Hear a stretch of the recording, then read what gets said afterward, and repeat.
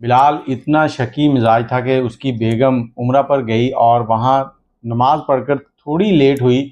उसके लेट आने की वजह से वहीं पर सहने खाना काबा में बिलाल ने उसके साथ लड़ाई शुरू कर दी। उसने वहाँ पर बिलाल के पाँव पकड़े और उसे यकीन दिलाने की बेजा कोशिश की कि वो उसके साथ सिंसियर है। अस्सलाम वालेकुम, कैसे हैं आप लोग? मैं हूँ आपके साथ अदनान और आज की कहानी बिलाल की है। बिलाल अपनी कहानी सुनाते हुए रो रहा था कि उसकी ज़िंदगी में कैसे कैसे ट्विस्ट आए। बिलाल गुजरात के एक गांव में रहता था और गुजरात के तकरीबन कह लें कि ऐसे कम ही घर आपको मिलेंगे जिनमें से कोई बंदा डंकी लगाकर बाहर ना गया हो। और बिलाल जो है वो अपने दोस्तों में बैठा था और दोस्तों में बैठे बैठे एक दिन उसकी शर्त लग गई दोस्त के साथ 15-15 हज़ार रुपए की। इसने कहा कि डंकी लगाकर जाना कौन सा मुश्किल है, मैं भी चला जाऊंगा। अब बिलाल ने उससे शर्त लगा ली। उसके बाद बिलाल ने इधर उधर हाथ पांव मारने शुरू कर दिए कि मैं डंकी कैसे लगाऊंगा और कैसे बाहर यूरोप पहुंचूं। इसने एक एजेंट ढूंढा, उसके ज़रिए इसने पैसे दिए तकरीबन कोई 10 लाख के करीब। और ये कोई 15 साल पुरानी कहानी है जो आपके साथ शेयर कर रहा हूँ।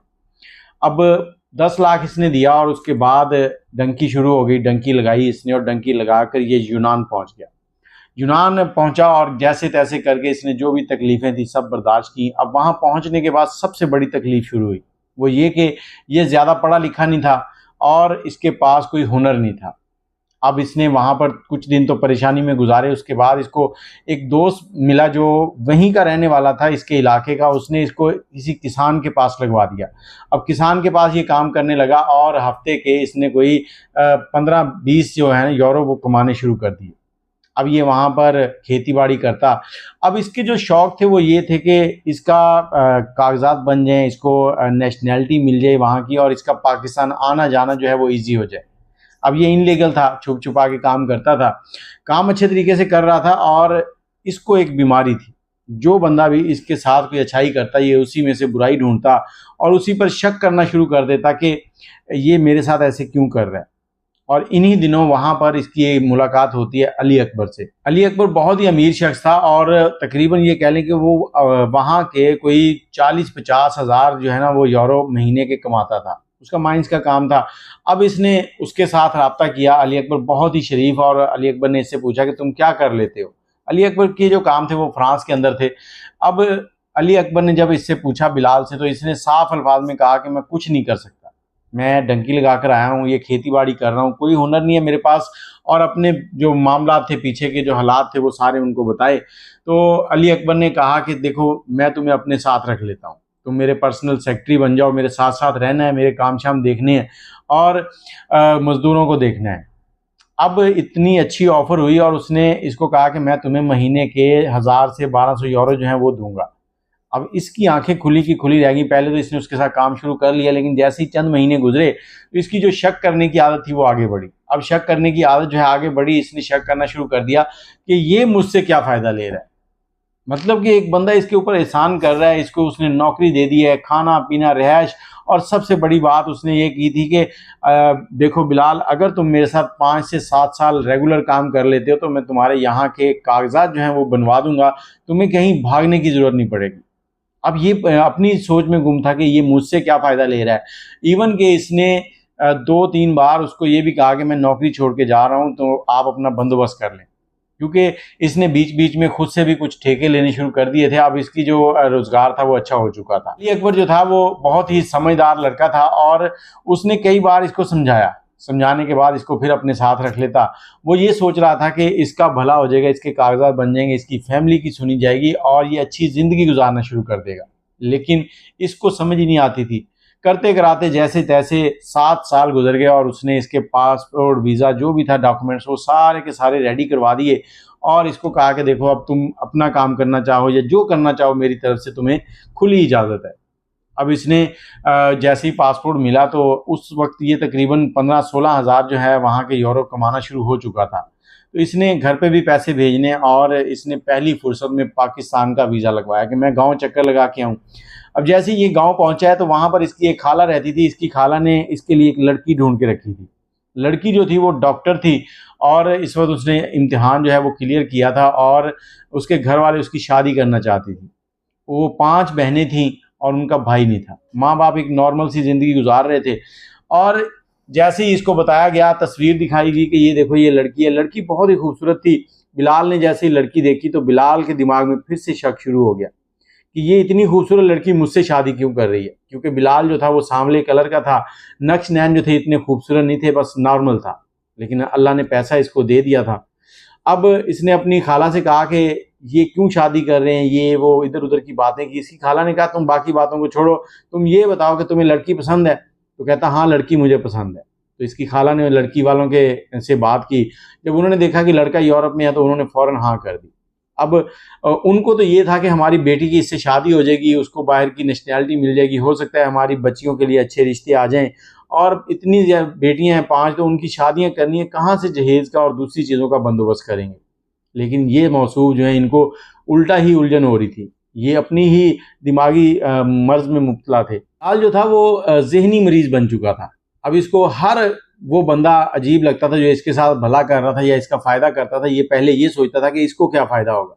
अब शादी हो गई, निकाह वाले दिन जब वापस आए हैं तो शाम को जैसे ही ये अपने कमरे में पहुंचे हैं, लेकिन उससे पहले जब निकाह होने के बाद वहां पर दूल्हा दुल्हन बैठे हैं तो दुल्हन के कुछ रिश्तेदार, कुछ कज़न जो आके दुआ सलाम कर रहे हैं, वो डॉक्टर थी। और डॉक्टर एक टाइम लगता है, वो पढ़ी लिखी थी और इन चीज़ों को समझती थी, वो सबसे हंस के बात कर रही थी। लेकिन बिलाल जो था ये इतना ज़्यादा पढ़ा लिखा नहीं था। अब इसको वो सारी चीज़ें ना बड़ी नेगेटिव लग रही थी, इसको बुरा लग रहा था। इसने हर उस चीज़ में से वो कीड़े निकालने चाहे जो इसके मुताबिक नहीं थी, इसको अच्छी नहीं लगी और खामोश रहा। शाम को घर आए, जैसे अपने कमरे में गया तो इसकी दुल्हन जो है वो डॉक्टर वो बैठी हैं, ये उनके पास जाके बैठा। तो बैठने के बाद दुआ सलाम हुई है तो वो लड़की बड़ी मुहज़्ज़बाना से अंदाज में इनसे बोली कि आपको क्या चीज़ें पसंद है, आप क्या खाते हैं। वो तो इनकी राय लेना चाह रही थी ताकि इनको खुश रख सके, लेकिन इनको ये चीज़ें भी पसंद नहीं आई। उसके बाद चंद दिन गुजरे, तकरीबन को 20 एक दिन इन्होंने अपनी बेगम के साथ गुजारे और हर रोज़ इनको उनमें से कोई ना कोई परेशानी मिलती। ये अपने आप में एक ऐसी सिचुएशन क्रिएट कर रहे थे जो इनको बुरी लग रही थी और ये सोचते थे कि यहाँ कुछ ना कुछ गलत है, इतनी खूबसूरत लड़की मुझे इन्होंने क्यों दी है, शायद लड़की का करैक्टर ख़राब है। और दूसरी तरफ वो लड़की जो थी वो नहायत ही शरीफ थी। माँ बाप ने उसे कहा था कि अपने ससुराल वालों की, अपने शौहर की इज्जत करनी है। और दूसरी तरफ बिलाल जो था उस लड़की से बेजार हो चुका था। अब ये उससे बातचीत भी कम ही करता था। आखिर वो दिन आ गया जब बिलाल ने वापस फ्रांस जाना था। बिलाल फ्रांस के लिए रवाना होने वाला था तो इसकी बीवी ने कहा कि मुबारक हो, अल्लाह ताला ने हमें खुशी से नवाजा है, मैं पेट से हूँ। अब इसने कुछ ना हाँ में जवाब दिया, ना में जवाब दिया। इसको ना तो ज़्यादा खुशी थी, ना ही उसके गम था, बस नॉर्मल। उसके बाद इसने टिकट ली, फ्लाइट थी, ये फ्रांस पहुंच गया। फ्रांस पहुंचने के बाद इसकी बीवी जो है इसको रोज़ सुबह शाम मैसेज करती थी, इसका हाल पूछती थी और बिलाल साहब जो हैं वो उसके बरक्स उसे डांटते थे और उससे ज़्यादा बात नहीं करते थे। बिलाल को उसके साथ बात करना अजीब लगता था। इसी तरह से वक्त गुजरता गया। वो 1 साल गुजरा तो इसके यहाँ बेटा पैदा हुआ। इसकी जो खाला थी, घर वालों ने इसको मुबारकें दी और इसने ज़्यादा कोई बातचीत नहीं की। वक्त गुजरा, तकरीबन 2-2.5 साल गुजर गए। बच्चा जो था वो थोड़ा बड़ा हो चुका था और दूसरी तरफ इसकी खाला इसको बार बार कहती थी कि तुम अपनी बीवी के डॉक्यूमेंट्स क्यों नहीं फाइल करते, और ये उनसे झूठ बोल देता था कि मैंने फाइल किए हुए हैं, जैसे उन पर कोई रिजल्ट आएगा तो मैं अपनी बीवी को साथ बुला लूँगा।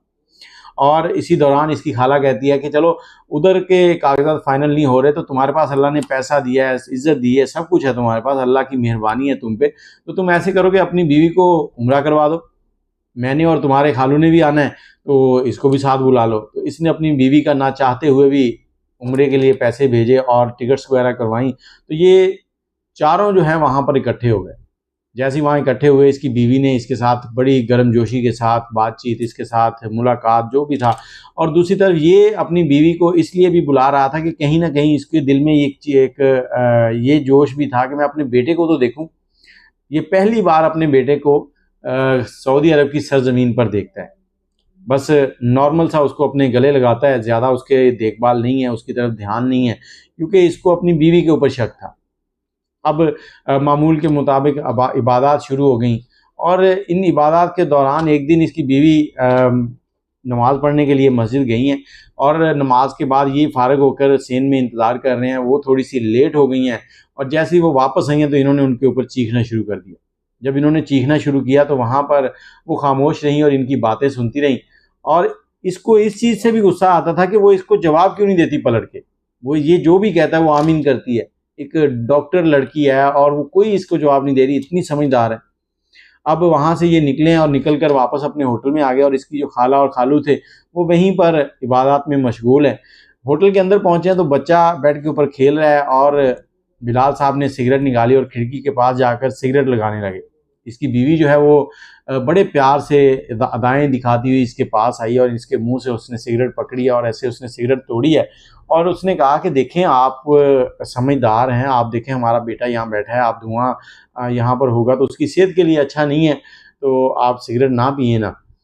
ये बात बिलाल साहब को इतनी बुरी लगी कि बिलाल साहब आपे से बाहर हो गए और पहले तो उसको गाली गलौज करते रहे। उसके बाद इन्होंने क्या किया कि लैपटॉप की तार थी, वो तार उठाई है और उसके साथ उसको मारना शुरू कर दिया। अब ये उसको मार रहे हैं और वो बेचारी जो है वो इसके सामने एक लफ्ज़ नहीं बोल रही, वो खामोशी से देख रही है, उसकी आंखों से आंसू बह रहे हैं और हल्की सी उसके चेहरे पर मुस्कुराहट है और वो इसके पाँव पकड़कर माफ़ियाँ मांग रही है कि मुझे माफ़ कर दें, मैंने गलती कर ली है, मेरा हरगिज़ आपका दिल दुखाने का इरादा नहीं था। जब इसको थोड़ा सा सुकून हुआ तो इसने तार साइड में रखी और अपनी खाला और खालू को फ़ोन किया कि आप कमरे में आ जाएं। जैसे ही वो कमरे में आए तो ये कहता कि मैं इस औरत के साथ नहीं रहना चाहता, आप इसको ले जाएं, मैं इसको तलाक दे दूंगा। इसकी खाला ने इसके मुंह के ऊपर थप्पड़ मारा और कहा कि बदतमीज़, तुम्हें शर्म नहीं आती? अल्लाह के घर में आए हो इबादत के लिए और यहाँ पर तुम कैसी बातें कर रहे हो। बड़ा इसको समझाया और उससे अगले दिन इसकी बेगम और ये जब इबादत के लिए गए, खाना काबा के सामने खड़े हैं, तो इसकी बेगम ने इसे कहा कि देखें बिलाल, मेरी ज़िंदगी में आपके अलावा कोई शख्स नहीं है, मेरे लिए आप ही मेरी दुनिया हो और मेरी वफ़ा आपके साथ है। मुझे वहीं मौत आ जाए जहाँ मैं आपके अलावा किसी और के बारे में सोचूंगी, तो लिहाजा ऐसी अगर बातें आपके जहन में हैं तो उनको निकाल दें। अब बिलाल साहब को और भी गुस्सा आया कि मेरे अल्लाह के घर के बीच में खड़ी होकर मुझे बदनाम कर रही है, मुझे शर्मिंदा कर रही है यहाँ पर, बजाय इसके कि उसकी बातों को समझता, इसने और उसके ऊपर हाइपर होना शुरू हो गया। अब उसके बाद इसकी बीवी और इसके खाला खालू वो वापस पाकिस्तान आ गए और ये चला गया फ्रांस। अब जाकर इसने घर पे फ़ोन करना भी बंद कर दिया। कुछ वक्त गुजरा तो इसने अपनी घर वालों को कहा कि मैं शादी करना चाहता हूँ। अब उसके घर वालों ने इसकी बीवी को बताया तो इसकी बीवी ने फ़ोन किया और कहा कि देखें, मैं आपको ये नहीं कहूँगी कि आप शादी ना करें, बस अगर आपके दिल में मेरे लिए कोई ऐसी बात है जिससे आप नाराज़ हैं तो मुझे माफ़ कर दें।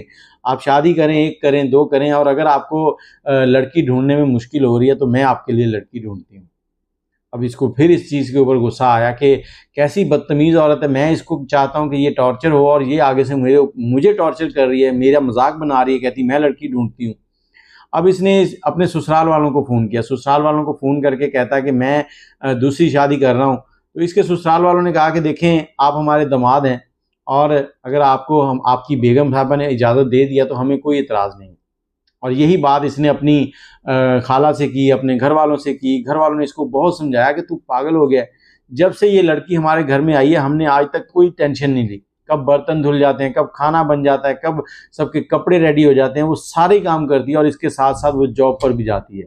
जॉब पर वो जाती थी जिसकी इजाज़त बड़ी मुश्किल से इसने उसको दी थी, क्योंकि डॉक्टर थी और वो अपने पेशे को आगे बढ़ाना चाहती थी। वो अपनी पढ़ाई जो है उसको लोगों की खिदमत के लिए आगे चलाना चाहती थी। उसने फिर डॉक्टरी का क्लिनिक था वहाँ पर जॉब कर ली थी। तो उस दिन सब घर वालों ने इसको समझाया, हर एक ने, भाई ने, चचा ने, सब ने समझाया, लेकिन ये शख्स बाजिद था कि मैं शादी करूँगा। और उसके बाद शाम हो गई और ये शाम को अपने कमरे में चला गया। अब कमरे में बैठा तो इसके सामने एक टीवी के ऊपर एक वीडियो आ गई। वो वीडियो जो थी वो हलाले के ऊपर थी और वीडियो थी हमारे इफ्तिखार रिफ़ी साहब की। उस वीडियो को इसने देखना शुरू कर दिया और देखते देखते जैसे जैसे वो देखता गया इसको लगा कि ये वीडियो शायद मेरे लिए ही बनी है और आखिर में इसने धाड़े मार मार कर रोना शुरू कर दिया जब इसको पता चला कि मैं क्या जुल्म कर रहा हूँ। ये अपनी सारी पिछली रील जो थी उसको देख रहा था और रात के 2 बजे का टाइम था पाकिस्तान में। जब ये वीडियो देख रहा था उधर, इसने उसी वक्त अपनी बीवी को फ़ोन किया और फ़ोन के ऊपर उसे कह रहा है कि आई लव यू, मुझे माफ़ कर दो, आई लव यू, मुझे माफ़ कर दो, मैंने तुम्हारे साथ बहुत ज़्यादती की है। तो इसकी बीवी आगे से कहती कि देखें, आप मेरे सर के ताज हैं, मैं आपसे माफ़ी मांगूँ तो ठीक है, लेकिन आप मुझसे माफ़ियाँ ना मांगें, आपका कुछ नहीं है। आप जैसे मुझे रखेंगे मैं वैसे ही रह लूँगी। बस मैं आपसे ये कहना चाहती हूँ कि मुझे तलाक नहीं देना। अगर आप मुझे तलाक दे देंगे तो मैं लोगों को क्या बताऊँगी कि मुझे तलाक क्यों हुई है। मेरे पीछे 4 बहनें और बैठी हैं जिनकी अभी शादियाँ होनी हैं। वो आगे से कहता कि देखो, मैं तुम्हें तलाक देने के लिए नहीं कह रहा हूँ, मैं तुमसे माफ़ी मांग रहा हूँ, मुझे तुमसे मोहब्बत हो गई है।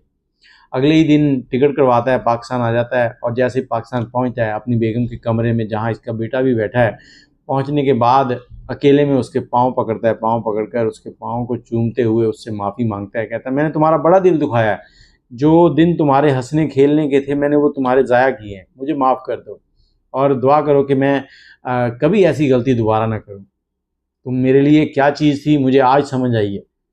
तो इसके बाद इन दोनों में एक हंसी खुशी ज़िंदगी गुजरने लगी।